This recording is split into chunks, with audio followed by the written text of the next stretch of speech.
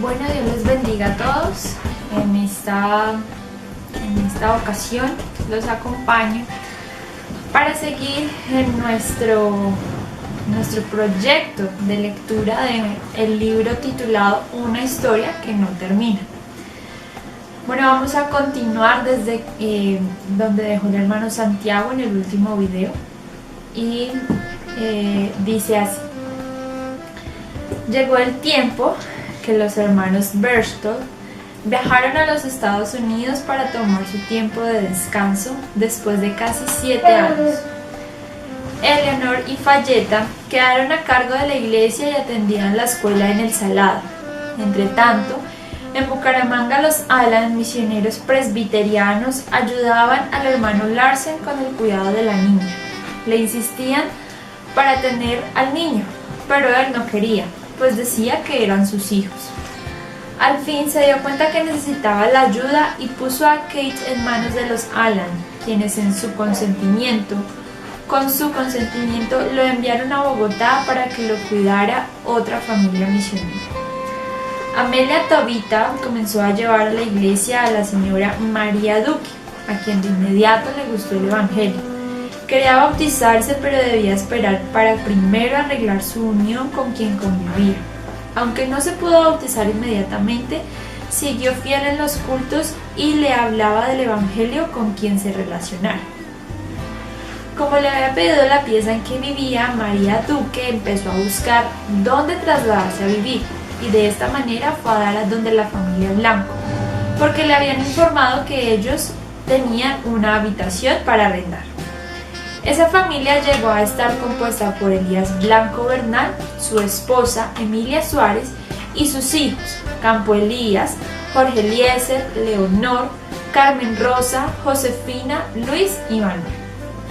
El hijo mayor de la familia era Campo Elías Bernal, nacido el 22 de agosto de 1928.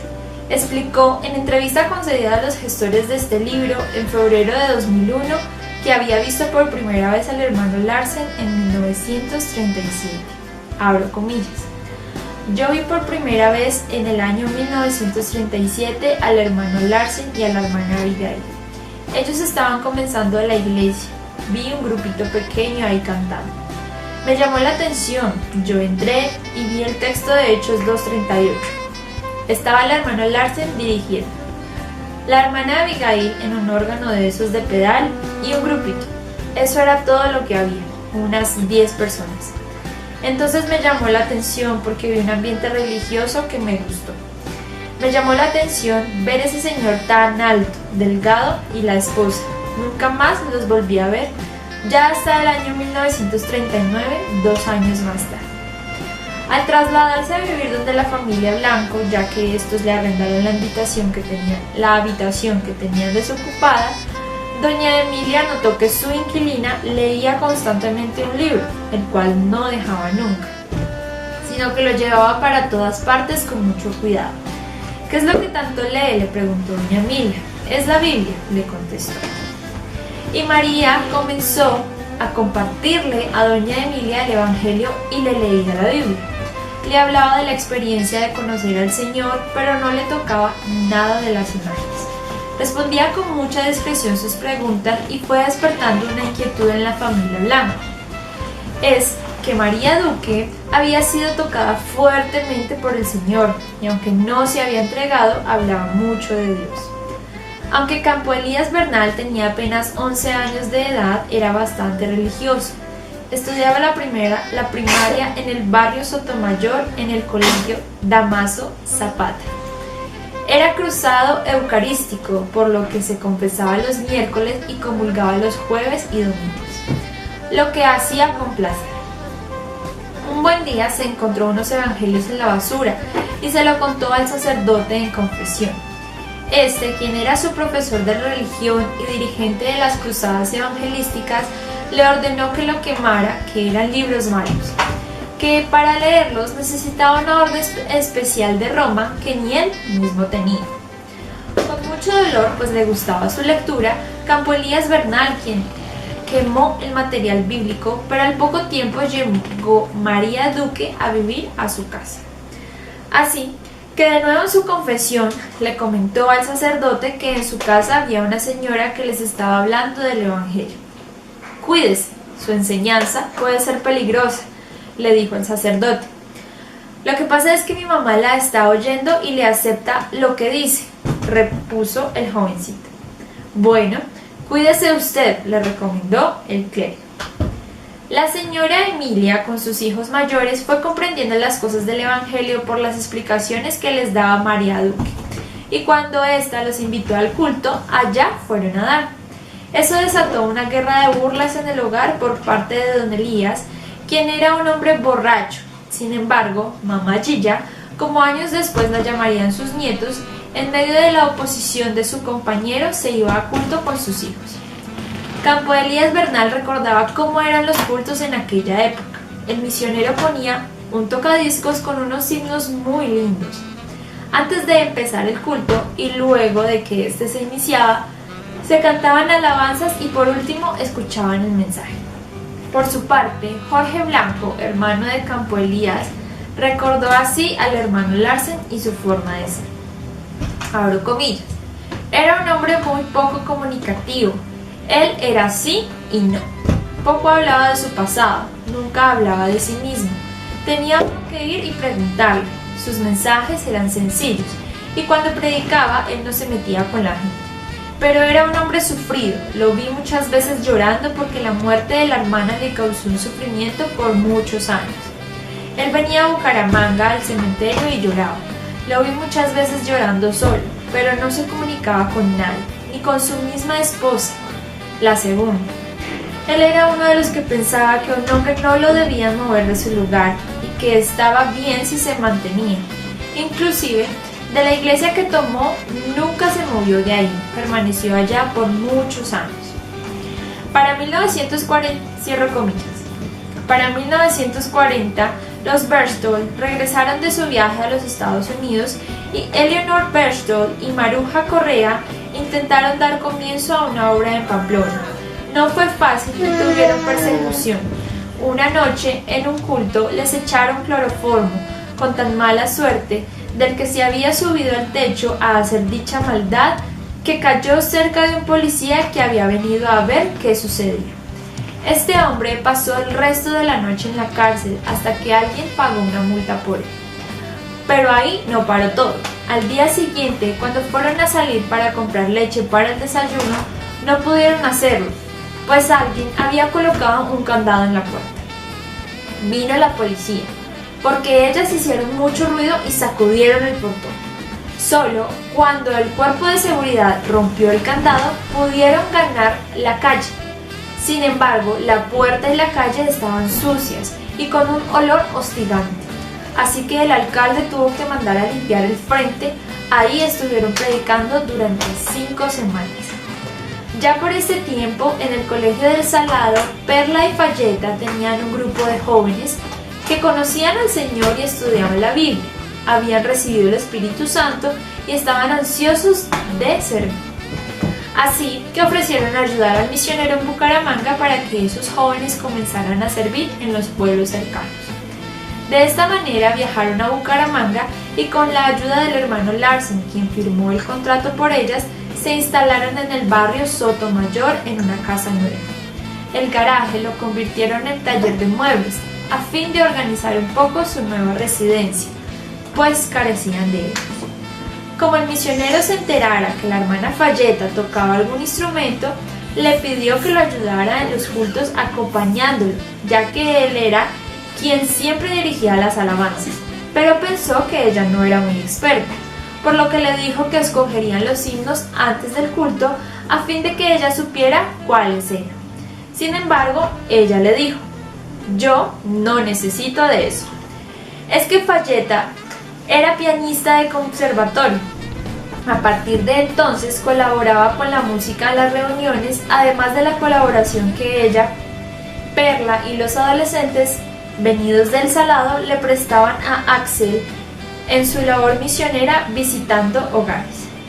Mientras tanto, los niños Larsen estaban bajo el cuidado de Alan en Bucaramanga y de otros misioneros en Bogotá, Abigail en la primera ciudad y Kate en la segunda. Pero precisamente en esos días llegaron a casa de los Allan dos pastores enfermos, y como no podían llevarlos al hospital, debieron cuidarlos en su hogar. Por lo que le pidieron al hermano Larsen preguntar a la señorita Falletta si podría cuidar a la niña por un tiempo. En consecuencia, un domingo él le dijo: «Quiero preguntarle una cosa y solamente quiero que me diga sí o no». «¿Qué es?», preguntó Falletta. «Quiero que cuide a mi niña». «Bueno, a mí me gustaría, pero Pearl y yo tenemos todo en común». Y dirigiéndose a su compañera, que estaba sentada cerca, le preguntó: «¿Está bien contigo?». «Sí», respondió Perla. Pero en realidad a Perla no le gustaba la idea, así que al volver a casa le expresó su desacuerdo a Falletta, por lo que ella le comentó: «Bueno, si no quiere, dígame y yo le digo a él». Pero Perla no lo quiso que mencionara nada. Entonces Falletta recibió a la niña y la cuidó durante 8 meses. A partir de ese momento comenzó una relación más cercana entre Falletta y Axel, en razón del cuidado de la pequeña, por lo que fueron conociéndose cada vez más.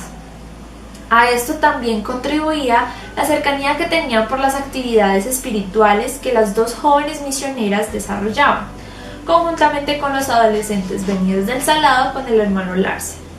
En la medida en que esta relación se iba haciendo más estrecha, Perla Cooper se iba desgustando más, y suponemos que Falletta enamorándose más. Hasta que por fin Perla, muy molesta, se devolvió con los adolescentes al Salado y la hermana Falletta se quedó en Bucaramanga con la niña y con el misionero. En estas circunstancias llegó el mes de diciembre de 1940. El día 8 se celebraron los segundos bautismos. Ese día se fueron a Girón, donde fueron sumergidos en el nombre de Jesús. Además de la hermana Falletta, los siguientes hermanos: Jorge Blanco, Campo Elías Bernal, María Duque, la hermana Carmelita, un muchacho llamado Gilberto y Lucía Hernández, según se ha podido constatar. Esta ceremonia era muy solemne, además se convertía en toda una fiesta. El misionero llamaba a 2 testigos para que estuvieran cerca, luego efectuaba el bautismo y después los 2 testigos y él firmaban un certificado. Se hacía comida para todos, de modo que lo disfrutaban. En ese tiempo no se hacían clases bautismales. Finalmente, el misionero le dijo a la iglesia en un culto: «Señores, los invito al matrimonio de su pastor». Este se llevó a cabo 8 días después del bautismo, el 16 de diciembre, cuando la hermana Falletta se había identificado con la fe. Fue una ceremonia sencilla, pero con la presencia de Dios, recordaba la hermana Larsen. Aunque él quería que la ceremonia fuera en la carrera 17 donde se reunía la iglesia, ella deseaba que fuera en la casa del barrio Sotomayor, ya que esta era una casa muy nueva.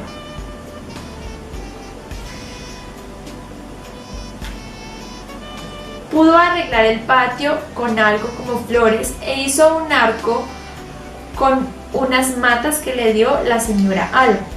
Es por aquellos días los Larsen, los Burston, los Allan, los Larson, los Anderson, aunque de diferentes misiones, mantenían un alto grado de comunión y se apoyaban mutuamente en el desarrollo de su labor.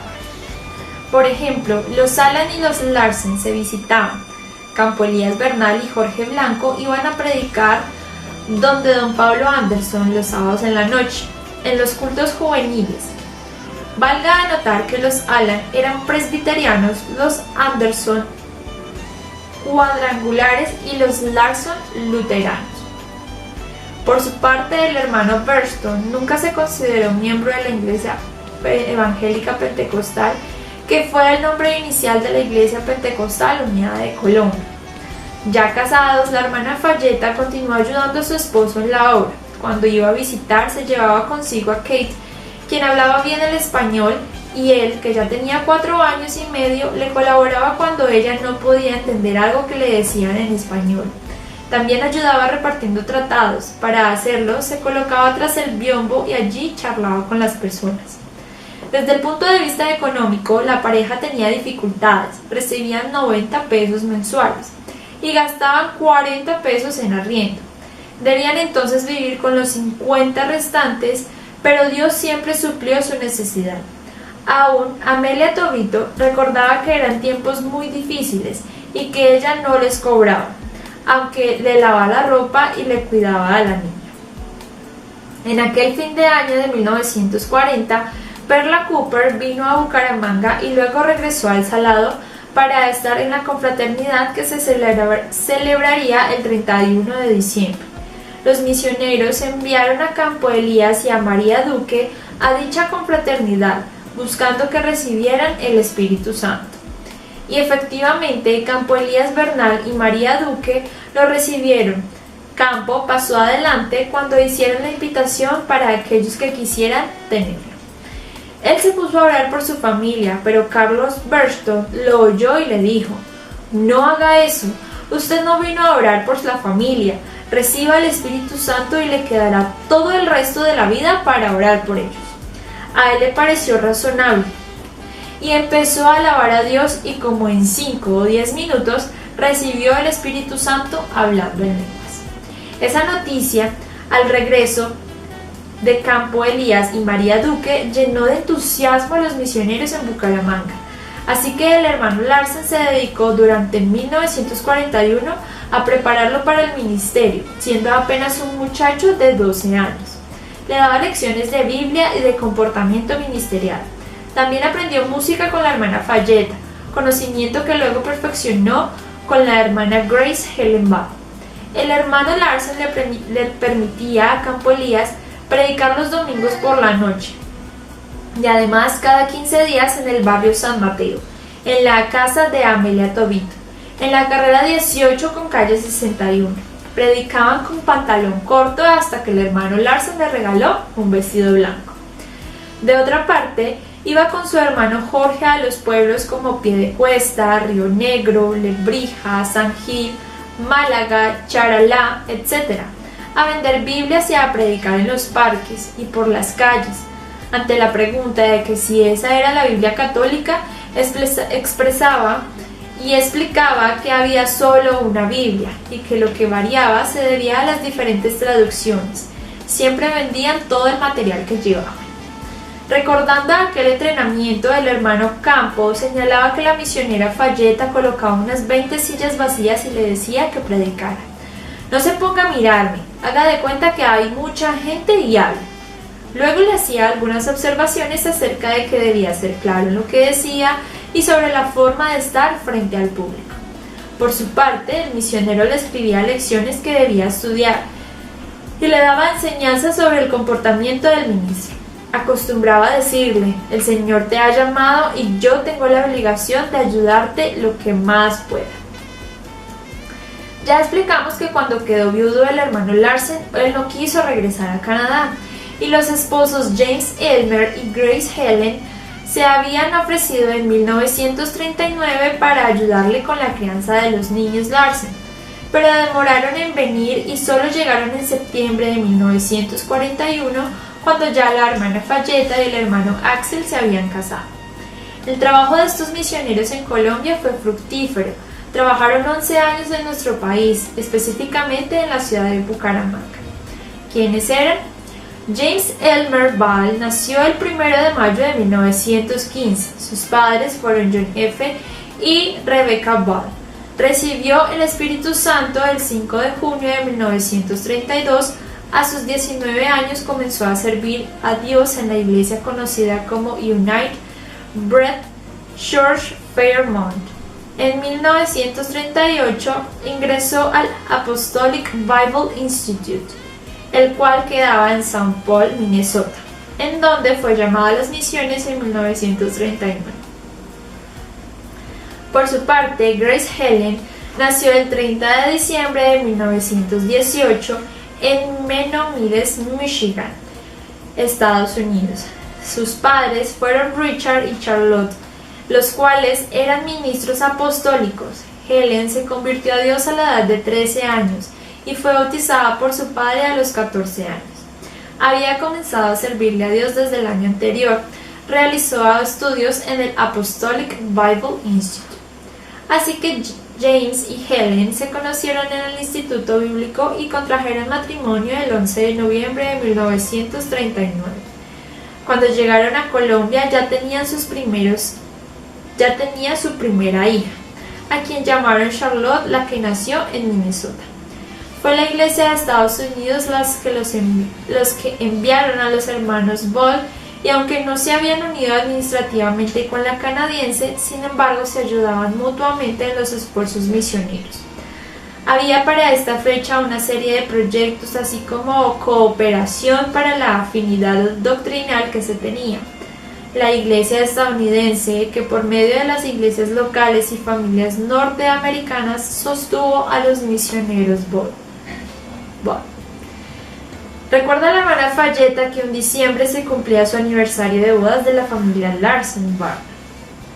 Ella quiso celebrar arreglando con velas la mesa, pero el hermano Larsen no la dejó porque le traían recuerdos de cuando su primera esposa estuvo luchando durante 6 semanas con la enfermedad que la llevó a la tumba y en las cuales se alumbraba con ellas.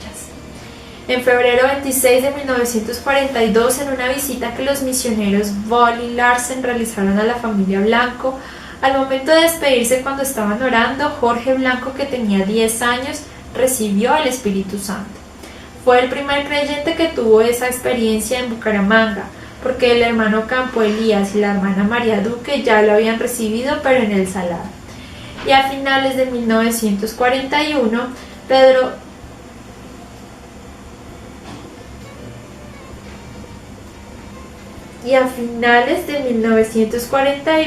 don Elías, jefe del hogar de dicha familia, se mostraba contraído a la fe de sus hijos y su esposa.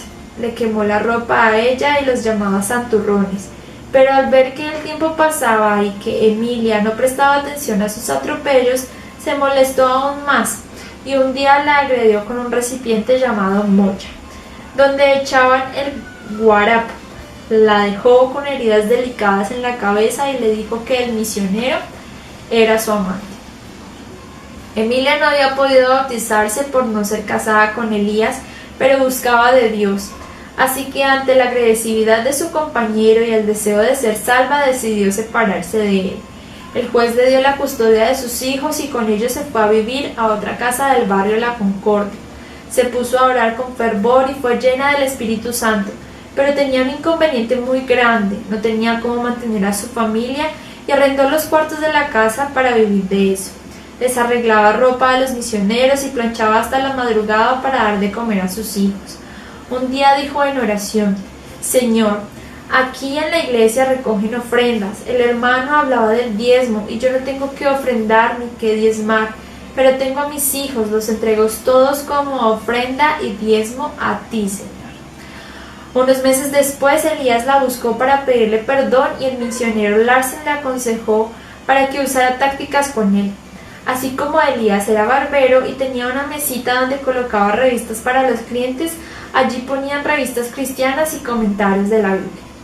Así que un día, cuando arreglaban para salir a culto, les dijo que él quería ir, porque no le gustaba que su esposa y sus hijos estuvieran yendo por allá sin saber a dónde es ni qué era lo que hacían. Fue su primera visita y la definitiva, porque una vez se quedó allí, decidió casarse con Emilia y a comienzos de 1942 ambos fueron bautizados en el nombre de Jesús. Por aquella época, Dimas Moreno, albañil de profesión, era amigo de Elías Blanco y frecuentaba la barbería que estaba situada en el Puente del Comercio, hoy la carrera 15 con calle 30. Así que llegó con Aquileo, su hijo de 9 años, a quien iba a hacer peluquear. Mientras peluqueaba al muchacho, don Elías comenzó a contarle a su amigo que había conocido unos misioneros y le había gustado mucho lo que predicaban, de tal forma que se había convertido al evangelio y lo invitó al culto para que también tuviera la oportunidad de escuchar al misionero. Dimas era natural del Socorro, departamento del Santander, hijo de una mujer española llamada Natividad Flores.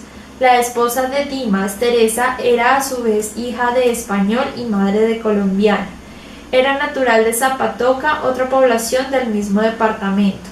Tenía 8 hijos. Teresa era una mujer muy aferrada al catolicismo, por lo que su casa estaba atestada de imágenes de toda clase de santos. en especial sus hijos. Recuerda que tenía una que muy grande. Sin embargo, Elías le hablaba del Evangelio a Dimas cada vez que éste visitaba la peluquería con cualquier pretexto, hasta que al fin decidió acompañar a su amigo al culto, pero le dijo que quería ir con su esposa. Sus hijos recordaron muchos años después. La iglesia quedaba en la carrera 14 con calle 35 en una calle ciega. Aún no había la calle 36. Era un garaje largo, como de unos 7 metros de ancho por unos 20 de fondo, y en la parte de atrás a la entrada se ponía una especie de cancel que no permitía ver hacia adentro del salón. Las bancas las había hecho un señor que tenía una carpintería y ebanistería grandísima y quedaba al lado de la iglesia. Mis padres estuvieron en el culto y mi madre les super gustó. Y a mi papá también, y entonces nos comenzaron a llevar a todos de la mano y ahí comenzamos nosotros a ir a la iglesia. Íbamos todos, mi papá, mi mamá, mis 8 hermanos, mi abuela y mi abuelo. 13, todos. Bueno, aquí terminamos esta parte, este recorrido por estas páginas. Y los invitamos a que sigan atentos a lo que sigue de este libro. La verdad es que está muy muy interesante. Conocer todos estos testimonios y la vida de todos estos misioneros es impresionante. Y cada enseñanza que ellos plasman en este libro es algo que reconforta, es algo que nos llega para aprender y bueno, para seguir escuchando más de esto. Así que los esperamos en la próxima. Dios les bendiga.